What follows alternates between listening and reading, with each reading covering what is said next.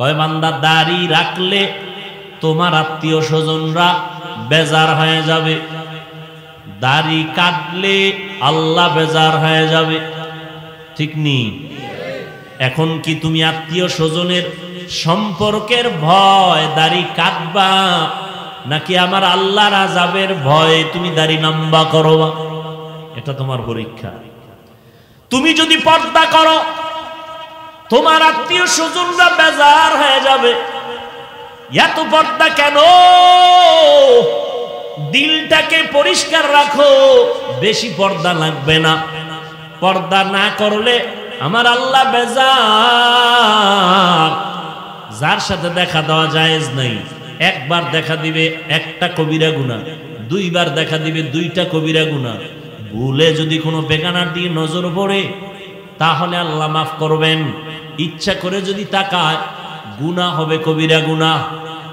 ও নবীর আশিক, রহমতের নবী, চার খলিফা আবু বকর সিদ্দিক রাদিয়াল্লাহু আনহু, উসমান রাদিয়াল্লাহু তাআলা আনহু, ওমর ফারুক রাদিয়াল্লাহু তাআলা আনহু, হযরত আলী রাদিয়াল্লাহু তাআলা আনহু। কয়জন খলিফা? এই চারজন আর সরদারকে রহমতের নবী। এরা গেছেন কলিজার টুকরা রসুলের কলিজার টুকরা কন্যা, নাম বলেন ফাতেমা, বাকিটাও বলেন রাদিয়াল্লাহু আনহা। মহিলা সাহাবিয়া, তাদের বেলায় কি বলতে হয়? রাদিয়াল্লাহু আনহা। আর পুরুষ সাহাবী যদি হয় রাদিয়াল্লাহু তাআলা আনহু। নবীজি সহ গেলেন কার ঘরে? ফাতেমা রাদিয়াল্লাহু আনহার ঘরে। ফাতেমা রাদিয়াল্লাহু আনহা মেহমানদারির জন্য একটা সুন্দর পেয়ালায় মধু দিয়েছেন। কি মধু দিয়েছেন। চার খলিফার সামনে রহমতের নবী বসে আছেন, মধু দিছে। ভালো না জিনিসটা? দিছে তার কন্যা, কলিজার মেয়ে, তাও সুন্দর একটা পেয়ালা, আকাশের চাঁদের মতো জিগজিগ করে। রসুল সামনে হঠাৎ করে তাকায় দেখে পেয়ালার মধুর মাঝখানে একটা চিকন চুল। কি চুল? ছোট না, অনেক বড়। বড় চুলটা কাদের হয়? পুরুষের না? বর্তমানে বলা মুশকিল, কারণ পুরুষের চুলও তো মহিলাদের থেকে লম্বা। ঠিক নেই? স্টাইল মহিলাদের মতো পেছনে খোপা বাঁধে, আবার ভাব লয় এরা সাধক।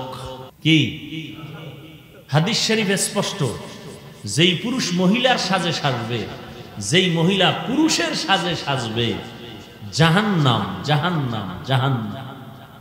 এখন তো আবার ওদিকে গেলে তো আর এক ঝামেলা। কি জেন্ডার? মেয়েরা থাকবে আকার আকৃতিতে মেয়ে, কিন্তু ভাবটা দেখাবে পুরুষের মতো। ঠিক না? আর ছেলেরাও ওই ভাব ধরতেছে। মেয়েরা জিন্স, ছেলেরা প্যান্ট শার্ট পরে, এখন মেয়েরাও কথা বলে না পরে। যাই হোক, চুল চিকন। নবীজি কয়, দেখছেননি আপনারা? ইয়া রাসূলুল্লাহ, দেখছি। কি? মধুর পেয়ালা। কয় ভিতরে কিছু? নজর করে দেয়, হ্যাঁ দেখছি, একটা লম্বা চুল। কয় এখান থেকে একটা মন্তব্য করেন তো এক একজনে। কি? আবু বকর বলে, আমি একটা মন্তব্য করি। বলে কি? মানুষের ঈমান চমকদার পেয়ালার মতো, হ্যাঁ, আমল মধুর মতো মিষ্টি, আমল ইখলাস চুলের মতো চিকন। চুলের মতো চিকন। ওমরে ফারুক, আপনি একটা মন্তব্য করেন। ওমরে ফারুক বলেন, ইয়া রাসূলুল্লাহ, আমি একটা মন্তব্য করি। দুনিয়ার চেয়ারে বসাটা পেয়ালার মতো চমকদার, আদল ইনসাফ প্রতিষ্ঠা করা, ক্ষমতায় বসিয়া মানুষের শাসন করা, চেয়ারেও বইছে, খুব মজা। চেয়ারে বলে একটা ভাবই তো আলাদা। কি ভাব? আলাদা। মানুষের বিচার আচার করে, এখানেও একটা মজা আছে না নাই? ডানেও টাকা বামেও টাকা। ইনসাফ ঠিক রাখা কির মতো কঠিন? চুলের মতো কঠিন। ওসমান রাদিয়াল্লাহু তাআলা আনহু বলেন, ইয়া রাসূলুল্লাহ, আমি একটা মন্তব্য করি। বলে, করেন। রহমতের নবী আমার, আল্লাহ পাকের কোরআন ও হাদিসের ইলম এ পেয়ালার মতো চমকদার। আমল করা, ইলম অর্জন করাটা মধুর মতো মজা, কিন্তু ইলম অনুযায়ী আমল কইরা আল্লাহ পাওয়া চুলের মতো বড় কঠিন। এত সুন্দর মজলিসটা কেমন মনে করেন? দেখছেননি? নবীজি মজা করতেছেন। নবীজি কি করতেছেন? মজা করতেছেন। খুব সুন্দর মজা। মজার মধ্য দিয়া হেদায়েতের আলো আসতেছে। কি আলো আসতেছে? আর আমগো মজার ভিতরে দিয়া গুনাহ আসতেছে। গুনাহ, মজা করি গুনাহ দিয়ে। নাউযুবিল্লাহি মিন যালিক। আল্লাহ হেদায়েত দান করুন। হযরত আলী আছে না নাই? নবী যদি অনুমতি দেন আমি একটা করি। হযরত আলী ডাক দিয়ে এখন, ইয়া রাসূলুল্লাহ, দিন কায়েম, দুনিয়াতে দিন কায়েমের জিহাদে যাওয়া পেয়ালার মতো চমৎকার, ওই রাস্তায় শাহাদাতের পেয়ালা পান করা মধুর মতো মিষ্টি, কিন্তু আল্লাহর মোহাব্বত নিয়ে যুদ্ধের ময়দানে জীবনকে বিসর্জন দেওয়া চুলের মতো বড় কঠিন। ফাতেমা কা, আব্বা এত সুন্দর মজলিসে মতামত নিতেছেন, আমার একটা নিবেন না? নবী বলেন, মা তুমি বলো, তোমারটাই তো নিতে আসছি, বলো। ফাতেমা রাদিয়াল্লাহু আনহা বলেন, ওরে আব্বা জান, রহমতের নবী আমার, আমি তো নারী হিসাবে নারীদের বিষয়টাই টানি। বলে কি? কয়, নারীদের পর্দা করা পেয়ালার মতো চমৎকার, পর্দা রক্ষা করিয়া চলা, চেহারাটা পেয়ালার মতো চমৎকার, আর পর্দা জীবনে কায়েম করা, এটা হলো মধুর মতো মিষ্টি। কারণ যেই মেয়েটা হাত কাউকে দেখায় না, চেহারাটা কাউকে দেখায় না, ওর একটা ভেতরে পাওয়ার থাকে আলাদা, সতীত্ব নষ্ট করে না, এর পাওয়ার আলাদা। ফাতেমা বলেন, ইয়া রাসূলুল্লাহ, কিন্তু বেগানার নজর থেকে নিজেকে বাঁচাইয়া রাখা চুলের মতো কঠিন। এখন বাদ আছে কে? কথা কয় না। নবী কয়, আমি একটা কইতাম না? নবী সবাই কহা, আপনি একটা তো কইবেন ইয়া রাসূলুল্লাহ।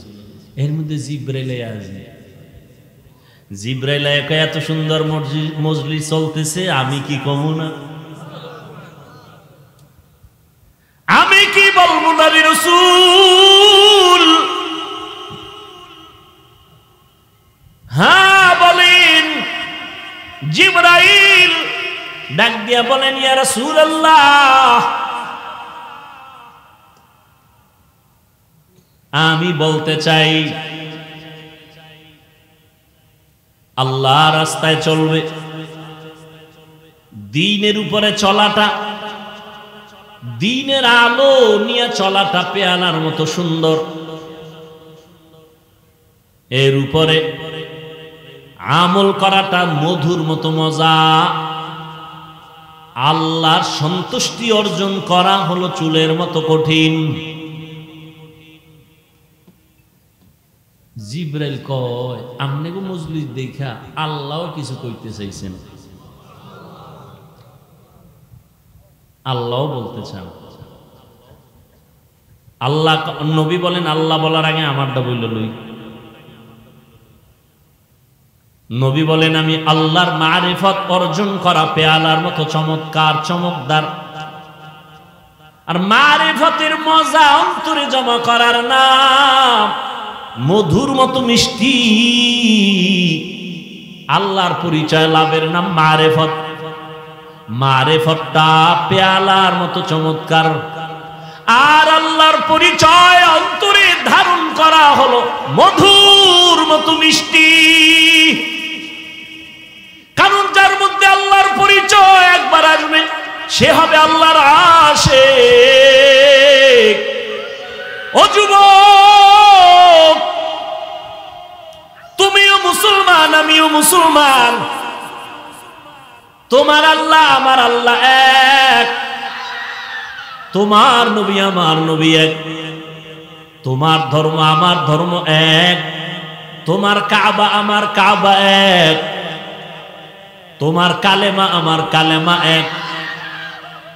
ও নবীর আশিক, তুমি যে আল্লাহর গোলাম, আমিও সে আল্লাহর গোলাম, তুমিও যে নবীর উম্মত, আমিও সে নবীর উম্মত। তুমি যে কালেমা পড়েছো, আমিও সেই কালেমা পড়েছি।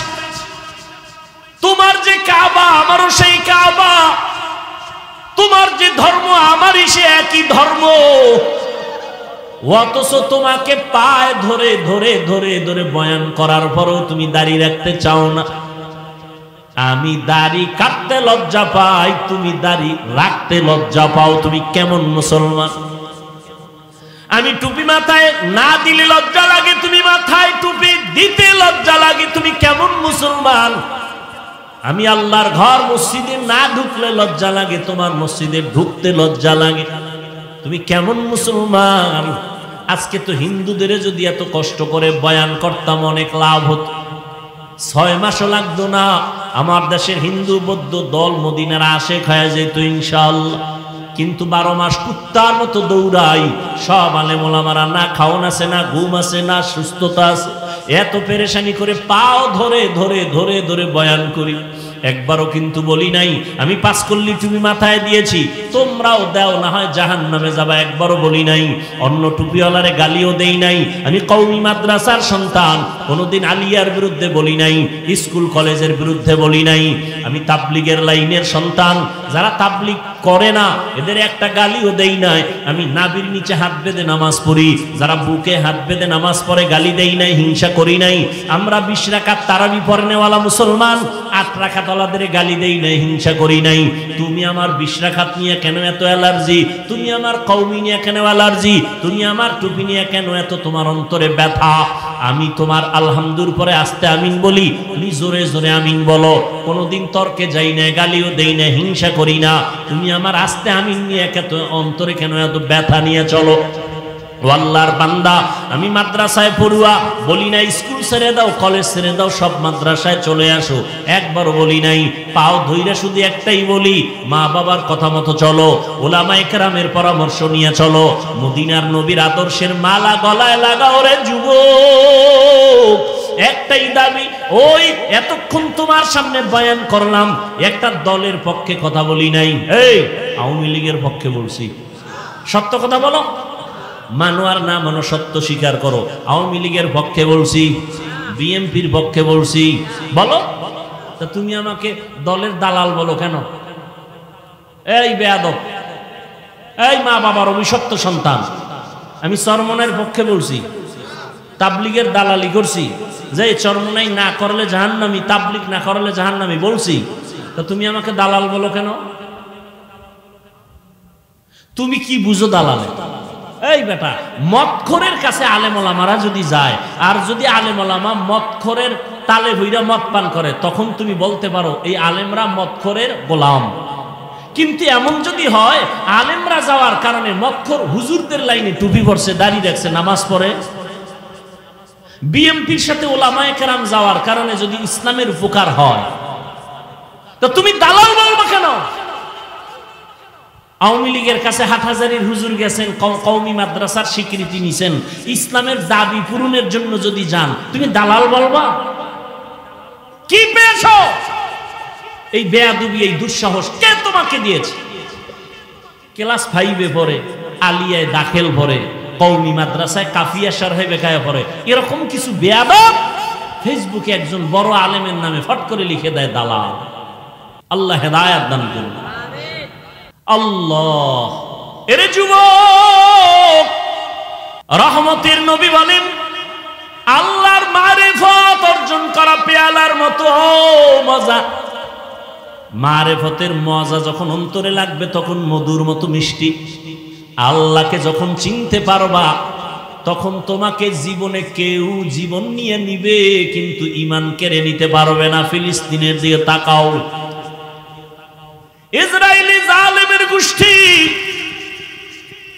ফিলিস্তিনের উপরে আক্রমণ, বলে জমিন ছেড়ে দাও, বাইতুল মাকদিস আমাদের হাতে দাও। মুসলমান বলে আল্লাহর জমিনে আছি, তোমাদেরটা খাই না, আল্লাহ রিজিক দেন, জীবনটা দিয়া দিব কিন্তু আল্লাহর ঘর হেফাজতে পিছপা হব না। আল্লাহ 5টা জিনিসের দ্বারা পরীক্ষা নিবেন। 1 নাম্বার হলো ভয়। ভয় ভয় ভয়টা আবার 2 প্রকার, আল্লাহর পক্ষ থেকে ভয়, বান্দার পক্ষ থেকে ভয়। বুঝেননি? এই ভয়ের উপরে যদি আলোচনা করি আরো 1-1.5 ঘন্টা চলে যাবে, ছেড়ে দিলাম। এই ভয়টাকেই বলে তাকওয়া। قال النبي صلى الله عليه وآله وسلم اتق المحارم تكن أعبد الناس। রহমতের নবী বলেন, তোমরা গুনার হারাম অবৈধ জিনিস থেকে নিজেকে বাঁচাও তো মানুষের কাছে আল্লাহর কাছে দামি হয়ে যাবে। এই ভয়ের নাম তাকওয়া। যারা ভয়টা করবে তাদের নাম মুত্তাকি। আল্লাহ পাক রব্বুল আলামিন এই ভয় অন্তরে জমা করার কথা বলছেন। অর্জন করা লাগবে, অন্য জায়গা থেকে নিজে নিজে অর্জন করা যায় না। এই তাকওয়া যাদের অন্তরে থাকবে আল্লাহ তাদেরকে দুনিয়াতে 6টা পুরস্কার দিবেন, পরকালে দিবেন 2টা। পরকালের প্রথম পুরস্কার বিনা হিসাবে জান্নাত, পরকালে দ্বিতীয় পুরস্কার হলো পর্দা ছাড়া ডাইরেক্ট আমার আল্লাহর সাথে হবে মোলাকাত। ডাইরেক্ট আল্লাহর সাথে মোলাকাত হবে। জিব্রাইলের মন্তব্যটা হইছে না হয় নাই? নবীরটা বাকি রইল কারটা? আল্লাহ বলেন, জিব্রাইল বলো, এত সুন্দর চমকদার মজলিসের মধ্যে আমি আল্লাহ একটা মত দিতে চাই। 4 খলিফা আমার নবীর কলিজা ফাতেমা, আমার রহমতের বন্ধু রহমতের নবীরে জানায় দাও, জান্নাতটা কিন্তু পেয়ালার মতো চমকদার হবে, এত সুন্দর। আর জান্নাতের ভেতরের নাজ নিয়ামত হবে মধুর মতো মজা, এত মজা। জান্নাতের মধ্যে কোনো অশান্তি নাই, কোনো বাথরুম নাই।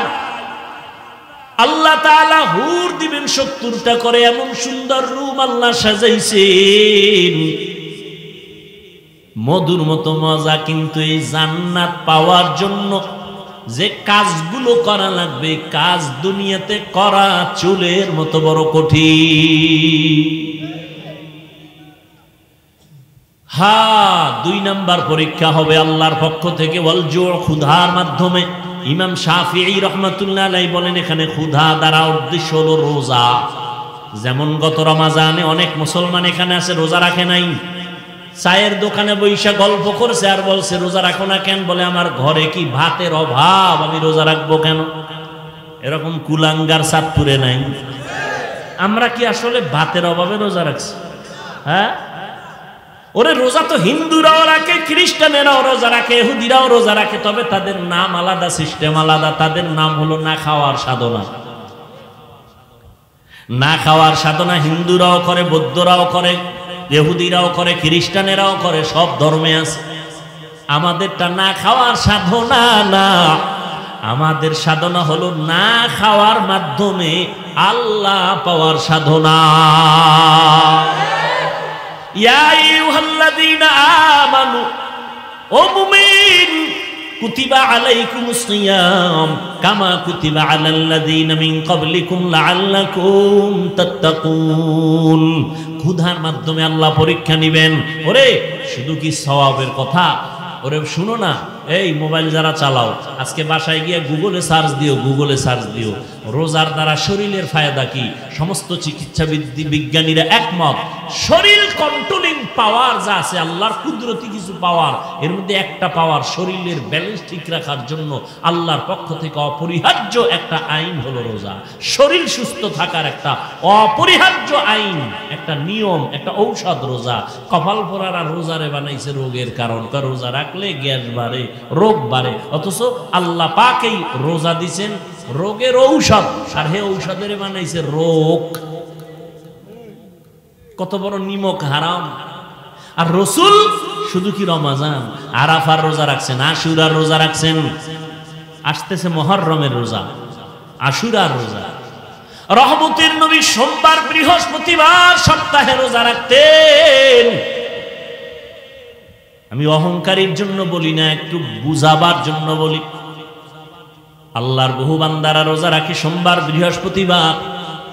আলহামদুলিল্লাহ, আমিও চেষ্টা করি রাখার জন্য। এত সফর করি, এত কষ্ট করিও যদি আমি রোজা রাখতে পারি, বাবা তুমি কেন পারো না? ফরজ রোজা রমজানে রাখবা, শরীরটা সুস্থ থাকবে। এক হিন্দু ডাক্তার রমজান মাসে একটা লেখা দিছে, বিশাল লেখা, রোজায় শরীরের কি কি ফায়দা ডাক্তারি মতে। আর সে রোজা রাখে না, রোজা রাখলে রোগ বেড়ে যাবে, নাউযুবিল্লাহ। ক্ষুধার মাধ্যমে পরীক্ষা, এ বিষয়ে আর কদি আগাইলাম না। 3 নাম্বার পরীক্ষা হবে মালের কোরবানি। ইমাম শাফিঈ রাহমাতুল্লাহ আলাইহি বলেন, এখানে মালের কোরবানি দেওয়ার উদ্দেশ্য হলো যাকাত। ধনীরা যাকাত আদায় করো, যাকাত দাও। যাকাত দেওয়া এক জিনিস, যাকাত আদায় করে দেওয়া আর এক জিনিস। সারা বাংলাদেশে ঘুরি, ফাঁকে ফাঁকে সাইনবোর্ডে লেখা দেখি দারিদ্র বিমোচন করো, দারিদ্র বিমোচন করো। জমিনে দারিদ্র বিমোচনের আল্লাহর পক্ষ থেকে একটা মহা অর্থনৈতিক আল্লাহ সিস্টেম দিয়েছেন, যাকাত দিবে ধনীরা। আমি তো আল্লাহর কসম করে বলি, আল্লাহর আইনে ধনীরা যদি পাই পাই করে হিসাব করে গরিবের যাকাত দেয়, এ জমিনে দারিদ্র বিমোচন হয়ে যাবে। সঠিকভাবে যাকাত দেওয়া হয় না, এ বিষয়ে রমজানে অনেক বয়ান করেছি। যাকাত গরিবেরা কয়তো তো আমাকে কোনো টেনশন নাই, আমাকে মালও নাই, পরীক্ষাও নাই। না, তোমাকে আর একটা পরীক্ষা, জানের কোরবানি। ধনীরা দিবে মালের কোরবানি মাদ্রাসা করার জন্য। আমার ভাইরা কেউ 1 লাখ, কেউ 2 লাখ, কেউ 50,000 ধনী মানুষ দিয়া দিলেন। কিন্তু এখন ঘর উঠানো লাগবে, মাটি কাটা লাগবে, ইট দিয়া গাঁথনি দেওয়া লাগবে। এটা ধনী পারবে না, কয় গরিব তোমরাই খাটনি দাও, জানের কোরবানি দাও। মালের কোরবানি দিলাম আমরা, জানের কোরবানি দাও তোমরা। আল্লাহ সমাজটাকে ব্যালেন্স করে দিয়েছেন। জানের কোরবানি, ইসমাইল নবী জানের কোরবানি দিতে বাবার ছুরির নিচে শুয়ে পড়ছেন। মালের কোরবানি, হাজী সাহেবরা বাইতুল্লাহ যায়, জানের কোরবানি, মালের কোরবানি। নামাজে দাঁড়াও বান্দা, এখানে মালও লাগে, জানও লাগে। ইবাদতে মালি, ইবাদতে বদনি। ও বান্দা, তুমি আল্লাহর দেওয়া জিনিস আল্লাহর পথে ব্যয় করো, কোরবান করো। ইন্না সলাতি ওয়া নুসুকি ওয়া মাহইয়ায়া ওয়া মামাতি লিল্লাহ ওয়া মামাতি লিল্লাহি রাব্বিল আলামিন। 5 নাম্বার পরীক্ষা হলো ফলের মাধ্যমে, ওয়াসসামারাত। ইমাম শাফিঈ রাহমাতুল্লাহ আলাইহি বলেন, এখানে ফল দ্বারা উদ্দেশ্য হলো সন্তান। কারণ জমিনে যত মা আছে, মা, কোরআন শরীফে আল্লাহ তাদেরকে বলছে এরা ফসল উৎপাদনের ক্ষেত, আর ওই ক্ষেতের ফসল হলো সন্তান। ফসল সন্তান, আল্লাহ ফলের পরীক্ষা নিবেন। সন্তান আল্লাহ কাউকে দিবেন না, এটাও পরীক্ষা। কাউকে দিবেন, এটাও পরীক্ষা। আবার কাউকে দিয়া নিয়ে যাবেন, এটাও পরীক্ষা। সন্তান দেওয়ার ক্ষমতা আল্লাহর, নেওয়ার ক্ষমতাও আল্লাহর। ছেলে দেয় আল্লাহ, মেয়ে দেয় আল্লাহ, ঠিক নি? আল্লাহ পরীক্ষা করেন। লিল্লাহি মুলকুস সামাওয়াতি ওয়াল আরদ ইয়াহাবু লিমান ইয়াশাউ ইনাসা ওয়া ইয়াহাবু লিমান ইয়াশাউ যুকুর আও ইউযাওবিজুহুম যুকরানাও ওয়া ইনাসা ওয়া ইয়াজআলু মান ইয়াশাউ আকিমা ইন্নাহু আলিমুন কাদির। আল্লাহ বলেন আসমান জমিনের চাবিকাঠি ক্ষমতা আমার হাতে। আমি আল্লাহ কাউকে ছেলে দেই, কাউকে মেয়ে দেই, কাউকে দোনোটা দেই, কাউকে কোনোটাই দেই না। পরীক্ষা কার? ছেলে সন্তানকে দেন, আল্লাহ দিয়ে নিয়ে যান। সাহাবী যুদ্ধের ময়দানে হাজির, ঘরের মধ্যে স্ত্রী আর বাচ্চা, একটা আর কেউ নাই। সাহাবী যুদ্ধের ময়দানে চলে গেলেন, যুদ্ধ শেষ করে গাজীর মর্যাদা নিয়ে বাড়ি আসলেন। আল্লাহর কুদরতি পরীক্ষা, ঘরের মধ্যে মহিলা আর মহিলার বাচ্চা ছাড়া কেউ নাই। ওই বাচ্চাটা স্বামী বাড়িতে আসার আগে, একদিন আগে মরে গেছে। স্ত্রী একটা বিছানায় শোয়াইয়া একটা চাদর দিয়ে রাখছে, মনে হয় ঘুমায়।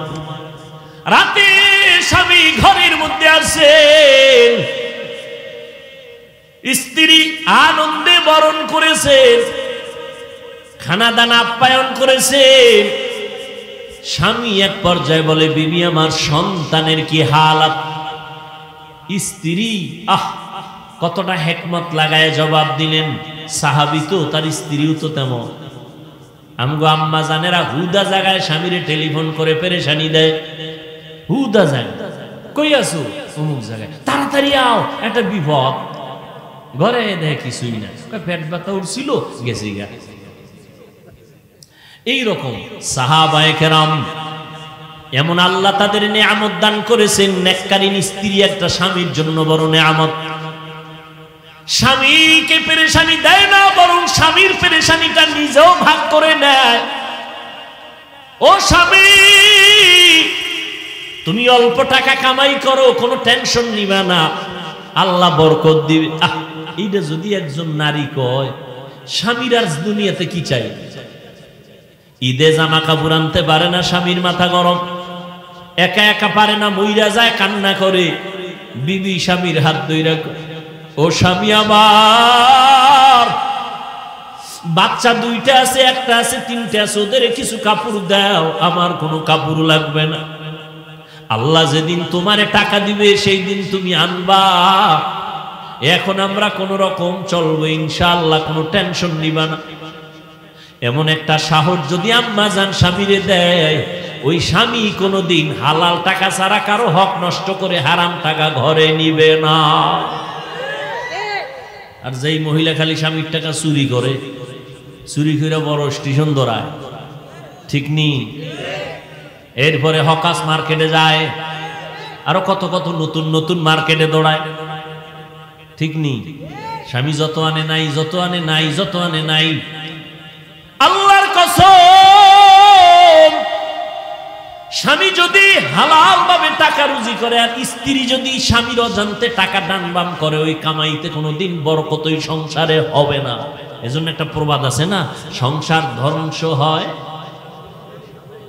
না, সংসার ধ্বংস হয় নারীর কারণে, সংসার ধন্য হয়, কথা কয় না, রমণীর গুণে। ভালো একটা নারী ঘরে আনিস রে যুবক, ইডেন কলেজে যাইস, দামি দামি নারী বয়ে রইছে। জাহাঙ্গীরনগরে যাও, চাঁদপুরের বিভিন্ন পার্কে যাও, বড় স্টেনে যাও, ডানা কাটা ভরি ঘরে নিয়ে আইও। ডানা কাটা ভরি মানে কি? এই ভরি খালি ডানাই কাটবে। বিয়ার সিঁড়িতে ভাও দিয়া শাশুড়ির ডানা কাইটা কয় তোর মা খারাপ, ডানা কাটা একটা শেষ। কয়েকদিন কয় তোর বাপটাও কি করুম, কয় চাঁদপুর থাকবি, কহ তা শহরে বাসালা, না হয় ঢাকায় ল। ঢাকায় যাইয়া স্বামী একদিক, স্ত্রী আর একদিক, কিছু টাকা আত্মসাৎ করে কয় তোর ডানাও কাটলাম গেলাম, ডানা কাটা ভরি। এরে যুবক, জীবনটা নষ্ট করিস না রে যুবক, চরিত্র অমূল্য সম্পদ। ভালো একটা নারী ঘরে নি, দুনিয়াতে জান্নাতের ঘেরান নাকে ভাইয়া কবরে যাবি। আল্লাহ সবাই রে কবুল করেন। বুড়ারা কি আর একটা করবেন? তো কি বুঝছে আমিন কইলেন? কয় চলে এখান দুইটা সমানে এখন দুই বিয়ার ওয়াজ চলে না, বেশি বিয়া করো, বেশি বিয়া করো। হ্যাঁ, দুই বিয়া কইরা শান্তিতে আছে 1 কোটি মানুষের মধ্যে একজন পাবেন কিনা সন্দেহ। বড় বউয়ের মন খুশি কইরা কবরে যাওয়া বড় বড় বড় বড় হাজার বড় থেকে কঠিন। একজনে 4 বিয়া করছে, কয় বিয়া? তো একজনে জিগায়, ভাই আপনি 4 বউর হক আদায় করেন? কহ কেমনে? কয় ছোট বউর লগে থাকি আর 3 বউর লগে মোবাইলে সারি, হক আদায় করে। 4 বিয়ার ওয়াজ চলে, কিন্তু আল্লাহ যে একটা রেড সিগন্যাল দিয়ে রাখছে আয়াতটার মধ্যে খবর নাই। ওয়া ইন খিফতুম, আছে না নাই? যদি তুমি স্ত্রীদের মধ্যে ইনসাফ বজায় না রাখতে পারো, খবরদার ফাওয়াহিদা একটা নিয়ে থাকো, না হয় স্ত্রী তোমার জাহান্নামে যাওয়ার কারণ হয়ে যাবে। আল্লাহ মাফ করুন। সব ধ্বংসের পেছনে মোবাইল। হ্যাঁ যুবকেরা, চরিত্র সুন্দর করো, ডাক্তার হও, আদর্শবান হও, ইঞ্জিনিয়ার হও, আদর্শবান হও। জীবনে সম্মান দেখবা কাকে বলে?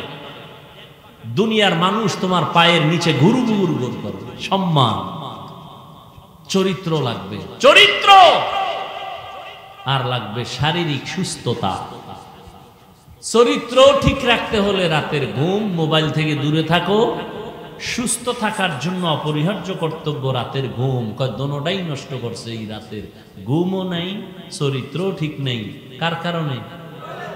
মোবাইলের। রাতের ঘুম নাই তো শরীর নষ্ট। দেখো না, কার্টুন দেখতে দেখতে যুবক নিজেই কার্টুন হয়ে গেছে। চেহারার মধ্যে কোনো উজ্জ্বলতা নেই, তাকাইলে মায়া লাগে না। মাত্র 25, 26, 27 বছর বয়স যুবকের চেহারা ভাল্লুকের মতো, চুলগুলো উল্লুকের মতো। কবিরা গুনাহ করে সারা রাত। আর এখন নতুন মরণের আর এক ফাঁদের নাম বাইক। কি বাইক? ওখানে বইলেই শরীর খালি আগুন লাগে, আগুন গরম হয়। আর পেছনে যদি বিপরীত পাশ থাকে তো আরো আগুন। আল্লাহ হেদায়াত দান করুন।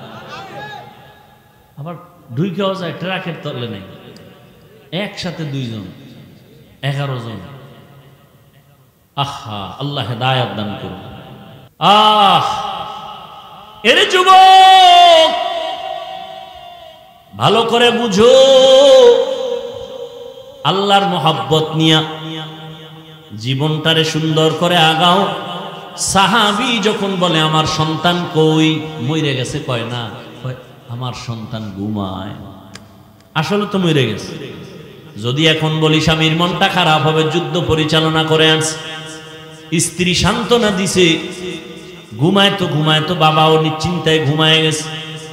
ফজরের আজান হয়ে গেল, দুজন উঠে ফজরের নামাজ আদায় করে। এবার স্ত্রী স্বামী ডাক দিয়া কয়, স্বামী আমার মনটা খুশি নি। বলে খুশি? একটা কথা বলবো, শুনবেন নি? কয় শুনবো। মনে কষ্ট নিবেন না তো? কয় না। স্ত্রী ডাক দিয়া বলে, স্বামী আমার, কেউ যদি আপনার কাছে কোনো জিনিস আমানত রাখে, রাখবেন নি? কয় রাখবেন। সময় মতো চাইলে দিবেন নি? কয় দিব। কয় দিতে গিয়ে মনে কোনো কষ্ট পাবেন নি? কয় না। দেখছেন নি কারবার? বুঝেননি? স্বামী আমার, আল্লাহ তাআলা আমাদেরকে একটা সন্তান দিয়েছেন, আমানত। আল্লাহ আমানত হিসেবে দিয়েছেন। সময় হয়ে গেছে, গত পরশুদিন আল্লাহ নিয়ে গেছে। এই কথা শুই না স্বামী একটা চিৎকার মেরে পড়ে গেছেন। হুশে আইসা ডাক দিয়া কয়, বিবি আল্লাহ সন্তান দিছেন, নিয়ে গেছেন, দুঃখ নাই।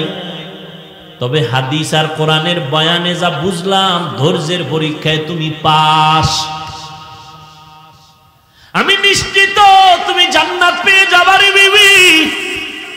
তুমি আমার হাতে হাত রাইখা একটু ওয়াদা দাও, জান্নাতে যাওয়ার সময় আমারে নিয়ে যাইবেন।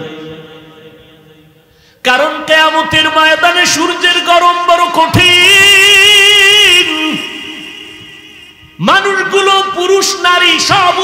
দাঁড়াবে হাসরের মাঠে, সূর্যের গরমে মাথার মগজগুলো টাস টাস করে ফেটে যাবে, জাহান্নামের আগুনের গরম, জমিনটা তামা হয়ে যাবে। নবীরা পর্যন্ত নাফসি নাফসি বলে কান্না করবেন, উম্মতেরা পাগলের মতো দৌড়াবেন। আল্লাহ পাক কহরিয়াতের আওয়াজ দিবেন, মারাত্মক আওয়াজ, রাগান্বিত আওয়াজ। লিমানিল মুলকুল ইয়াউম লিল্লাহিল ওয়াহিদিল কাহ্হার। আল্লাহ পাক যখন কুদরতি আওয়াজটা রাগান্বিত হালাতে দিবেন, আজকের দিনের রাজত্ব কার বলিয়া হাসরের ময়দানটা থরথর থরথর করে কেঁপে উঠবে। নবীরা পর্যন্ত গুনাহ নাই কিন্তু কান্না শুরু করবেন। মুসা নবী কাঁদবেন, আল্লাহ আমার উপায় কি হবে? ঈসা নবী কান্না করবেন, আমার কি উপায় হবে? ইব্রাহিম নবী কান্না করবেন, আমার উপায় কি হবে? আদম নবী কান্না করবেন, আমার কি উপায় হবে? নূহ নবী কান্না করবেন, আমার কি উপায় হবে? আল্লাহর নবী আম্মা জান আয়েশাকে বলেন, ও আয়েশা, কিয়ামতের দিন উম্মতেরা পাগলের মতো দৌড়ায়, কোন নবী তাদের একটু সান্ত্বনাও দেয় না। এই উম্মতরা ঘুরতে ঘুরতে ঘুরতে ঘুরতে আমার কাছে দৌড়াইবে। আম্মা জান আয়েশা বলে, নবী আপনাকে কোথায় তারা পাবে? নবী বলেন, আমি আমার মাওলার সামনে মাকামে মাহমুদে সিজদায় পড়ে কাঁদবো। সমস্ত নবীরা নিজেদের জন্য কান্না করবেন। আদম নবী বলবেন, আল্লাহ আমাকে বাঁচাও। মুসা নবী নিজের চিন্তায় কাঁদবেন, ঈসা নবী নিজের চিন্তায় কান্না করবেন। আমি মুহাম্মদ আল্লাহর দরবারে কান্না করে একবারও বলবো না, আল্লাহ আমারে বাঁচাও, একবারও আমি বলবো না। আমি আল্লাহর কাছে কদমে পড়ে কাঁদবো আর বলবো, আল্লাহ আমার উম্মতের বাঁচাও, আমার উম্মতের বাঁচাও, আমার একটা উম্মত যেন জাহান্নামে না যায়। ওই জাহান্নামে যদি ধরিয়া ফেলায় আমার উম্মত, আমি জান্নাতে যাব না। যেই উম্মতের জন্য আমি মুহাম্মদ দান দান শহীদ পর্যন্ত করে ফেললাম, যেই উম্মতের জন্য আমি ঘুমাইতে পারি নাই, যেই উম্মতের জন্য পেটে পাথর বেঁধেছি, ওই উম্মতের জন্য নবী কান্না করবেন। আল্লাহ বলবেন, নবী আপনি কাঁদবেন না, মাথা উঁচু করে আপনার উম্মতগুলো বাছাই করে করে জান্নাতের দিকে নিয়ে আগাইতে থাকেন। আমি আমার উম্মতগুলো ধরে ধরে জান্নাতের দিকে নিয়ে যাব। আম্মা জান আয়েশা রাদিয়াল্লাহু আনহা বলেন, নবী কোটি কোটি কোটি কোটি হাজার কোটি মানুষের ভিতর আপনার উম্মত চিনবেন কি করে? মুসা নবীর উম্মতেরাও থাকবে, ঈসা নবীর উম্মতেরাও থাকবে, আদম নবীর উম্মতেরাও থাকবে। আমার নবী বলেন, ও আয়েশা, আমার উম্মত যারা খাঁটি উম্মত, 5 বেলার ওযু বানাইয়া নামাজ আদায় করেছে, কিয়ামতের দিন নামাজের ওযুর অংশগুলো নূরের আলোতে ঝলমল করা শুরু করবে। আমি নবী দেখে দেখে তাদের জান্নাতের পথে নিয়ে যাব। ও নবীর আশিকের দল, ও বেনামাজির দল, ওই দিন যদি আমার নবীর বাসায় বাদ পড়িয়া যাও, নবী যদি তোমাকে বলে তুমি আমার উম্মত না, নামাজ পড়ো নাই, ওই দিন কিন্তু বিপরীত লাইনে তোমার হাতে হ্যান্ডকাপ লাগিয়া যাবে। আল্লাহ অর্ডার করবে, ফেরেশতা এই গুনাহগার বেনামাজির হাতে জাহান্নামের হ্যান্ডকাপ লাগাও, জাহান্নামের দিকে টেনে টেনে নিয়ে যাও। জাহান্নামের আগুন শরীরে লাগবে, কলিজা পর্যন্ত ভুনা হয়ে যাবে। ও যুবক, স্কুলে পড়ো, কলেজে পড়ো, চাকরি করো, ব্যবসা করো, কোনো বাধা নাই। আল্লাহকে পাওয়ার জন্য আলেম হওয়া শর্ত না, মাদ্রাসায় পড়া শর্ত না। অন্তরকে গুনাহমুক্ত করে দাও, মা বাবার দোয়া নিয়ে চলো, উলামায়ে কেরামের পরামর্শ নিয়ে নবীর তরিকা সুন্নাত অনুযায়ী চলো। জীবনে জবান দিয়া কাউকে কষ্ট দিও না, মা বাবারে কষ্ট দিও না, তোমার ব্যবহার দিয়া মুরব্বী উলামায়ে কেরামের কষ্ট দিও না। নবীর তরিকা মানিয়া চলো। তোমার মতো কত যুবক জীবনে মাদ্রাসায় পড়ে নাই, স্কুল কলেজে জেনারেল লাইনে থাকিয়া রাস্তায় গাড়ি চালায়, নামাজ পড়ে, তুমি কেন পারবা না রে বাবা? তোমার মতো যুবক তাকায় দেখো, দোকানদারি করে, ব্যবসা করে, চাকরি করে, নামাজ ছাড়ে না, তুমি কেন পারবা না? ও বাবারা, বুড়ারা, আপনাদের মতো কত বুড়া মুরব্বীরা মসজিদে গিয়া 5 বেলার নামাজ পড়ে, আপনারা কেন পারবেন না? ও পর্দার আড়ালের আম্মা জান বোনেরা, আপনাদের মতো কত মা, কত বোনেরা মোবাইলে সময় নষ্ট করে না, স্বামীর মাল নষ্ট করে না, 5 ওয়াক্ত নামাজ পড়ে, স্বামীর মাল হেফাজত করে, নামাজ পড়ে, কান্না করে, সন্তানগুলোকে আদর্শওয়ালা বানানোর জন্য চেষ্টা করে। ও বাবারা, যুবকরা তওবা করে নাও। জীবনে তো কম নামাজ ছাড়ো নাই, বেপরদায় কম চলো নাই, মনের চাহিদা পূরণে গুনাহ কম করো নাই। আজকে থেকে আল্লাহকে মনে মনে ডাকো আর বলো, হে মালিক, জীবনে তো বহু অন্যায় করেছি, আমার অন্যায়ের খবর মা বাবা আত্মীয় স্বজন কেউ জানে না। আজকে থেকে তওবা করে নিলাম, মরিয়া গেলে যাব, হায়াতের মালিক তুমি, ইজ্জতের মালিক তুমি। আর নামাজ ছাড়বো না, দাড়ি কাটবো না, বেপরদায় চলবো না, মা বাবারে কষ্ট দিব না, নবীজির তরিকা সুন্নাত মানিয়া, ওলামায়ে কেরামের পরামর্শ নিয়ে চলবো। তওবা করার যদি অন্তর তৈরি হয়, মুনাফিকি না থাকে, তওবার খাঁটি নিয়ত যদি থাকে, দুটো হাত আমার আল্লাহকে দেখায়া দাও। আয় আল্লাহ, হাতগুলো কবুল করে নেন, তওবা কবুল করে নেন। আয় আল্লাহ, আমাদের তওবার উপরে মজবুত হইয়া চলার তৌফিক দান করেন, আমিন। আলহামদুলিল্লাহি রাব্বিল আলামিন, ওয়াসসালাতু ওয়াসসালামু আলা সাইয়্যিদিল আম্বিয়া ওয়াল মুরসালিন ওয়া আলা আলিহি ওয়া আসহাবিহি আজমাইন। ইয়া আরহামার রাহিমিন, ইয়া আরহামার রাহিমিন, ইয়া আরহামার রাহিমিন। রব্বিরহামহুমা কামা রব্বায়ানি সগীরা। আল্লাহুম্মা ইন্নাকা আফুউন কারীম তুহিব্বুল আফওয়া ফা'ফু আন্না। আল্লাহুম্মা ইন্না নাসআলুকা রিযাকা ওয়াল জান্নাহ ওয়া নাউযু বিকা মিন সাখাতিকা ওয়ান নার। اللهم إنا نعوذ بك من البرص والجنون والجذام وسيء الأسقام. ربنا ظلمنا أنفسنا وإن لم تغفر لنا وترحمنا لنكونن من الخاسرين. ও দয়ার মালিক, কুদরতের নজর দিয়া তাকায় দেখিন, ওলামায়ে কেরামরা হাত তুলেছেন, মুরব্বী, হাজী সাহেব, ব্যবসায়ী, চাকরিজীবী, পর্দার আড়ালের কত মা বোনেরা, কত যুবক ছাত্র ভাইরা, আমরা গুনাহগার, আপনার দরবারের বড় আসামি। শয়তানের ধোকায় পড়ে গুনাহ করেছি, তওবার নিয়তে হাত তুলেছি, আর গুনাহ করব না, নামাজ ছাড়ব না, বেপরদায় চলব না, দাড়ি কাটব না। ও আল্লাহ, আপনি আমাদের তওবা কবুল করে নেন, গুনাহমুক্ত জীবন দান করেন। আয় আল্লাহ, এ মাহফিল কবুল করে নেন, এলাকায় শান্তি দান করেন, মাদ্রাসা মসজিদ কবুল করে নেন। আয় আল্লাহ, মা বোনদের আবেদা পর্দানিশী বানায় দেন, সন্তানগুলো নেককার বানায় দেন, মা বাবার বাধ্যগত বানায় দেন। আয় আল্লাহ, যারা লেখাপড়া করে পরীক্ষার্থী কামিয়াবি দান করেন। আয় আল্লাহ, ঘরে ঘরে সুন্নতের বাতি জ্বালায় দেন, সারা দুনিয়াবাসীকে মাফ করে দেন। ফিলিস্তিনের মুসলমানদের রহমতের চাদর দিয়া হেফাজত করেন, ইসরায়েলের জালেম সহ সমস্ত জালেমদের জুলুম থেকে হেফাজত করেন। প্রবাসে যারা আছে, ব্যবসা চাকরি করে, হেফাজত করেন। বাংলাদেশ শান্তির দেশ বানায় দেন। আয় আল্লাহ, প্রশাসনিকভাবে যারা কাজ করে, দিনদার বানায় দেন। জনপ্রতিনিধির দায়িত্ব যারা পালন করে, দিনের খাদেম বানায় দেন। আয় আল্লাহ, এলাকার ঘরে ঘরে সুন্নতের আমল জারি করে দেন। আয় আল্লাহ, সবার কামাই রুজি ব্যবসায় হালাল ভাবে বরকত দান করেন, পরমুখাপেক্ষী থেকে হেফাজত করেন। আয় আল্লাহ, মাখলুকতের শারারাত থেকে হেফাজত করেন। আয় আল্লাহ, নেক আমলের আগ্রহ বাড়ায় দেন। ও দয়ার মালিক, আমরা যারা হাত তুলেছি, জানি না কার মা নাই, কার বাবা নাই, অন্ধকার কবর থেকে দোয়া চায়। ও আল্লাহ, ময়দানে জানি না কার এতিমের মতো হাত তুলেছে। আয় আল্লাহ, সবাই সবাই রে পায়, এতিম সন্তান বাবারে পায় না, মাকে আর পায় না, মা বাবার সে মোহাব্বতের দোয়াও পায় না। আয় আল্লাহ, যার মা বাবা দুনিয়ায় নাই, সব কবরওয়ালাদের জান্নাত দান করেন। যারা বেঁচে আছেন, দীর্ঘ নেক হায়াত দান করেন। অসুস্থ যারা, সুস্থতার নেয়ামত দান করেন। আম্বিয়ায়ে কেরাম, সাহাবায়ে কেরাম, শুহাদায়ে কেরাম, আউলিয়ায়ে কেরাম, আসাতেজায়ে কেরামদের মাকাম জান্নাতে বাড়ায়া দেন। আয় আল্লাহ আমাদের দিলের নেক আশা পূরণ করে দেন, রিয়া হাসাদ কিবির দূর করে ইখলাস দান করেন, উলামা তলাবা উম্মতের অন্তরে ইজ্জত বাড়ায় দেন, ইলম হিকমত আমলে বরকত দান করেন, চলার পথে হেফাজত করেন আল্লাহ। জালেম